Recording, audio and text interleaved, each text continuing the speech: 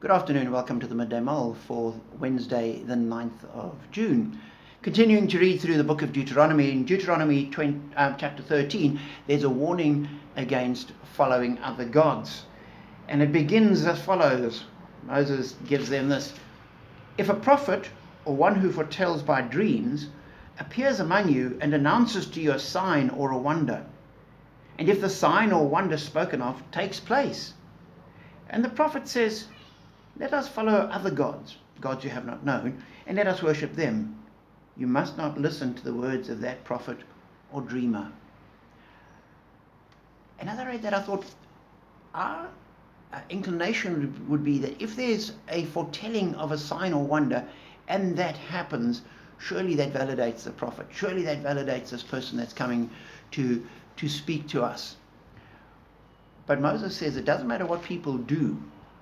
If they are preaching a God other than the God you know, other than the God of the Bible, other than the God that Moses had brought to them, other than the God that had called them out of Egypt, led them through the desert and taken them into the promised land, anyone else, you must not follow that God. Indeed, he continues and says, it is the Lord your God you must follow, and him you must revere. Keep his commands and obey him. Serve him and hold fast to him.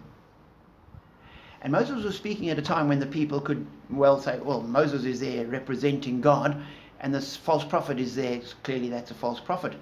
But generations later, Moses wasn't there.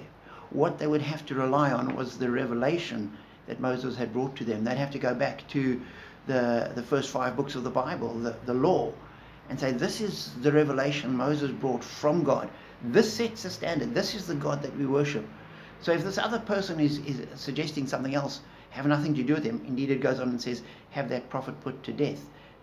Exclude any other God that emphatically and uncompromisingly.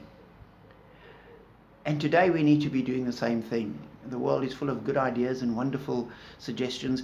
And even when there are people coming proclaiming that they're Christian and they have signs and wonders, but the Christianity they preach is slightly different to what we see in scriptures, we stick to the scriptures, because it's this God, the God of the Bible, is the God we follow.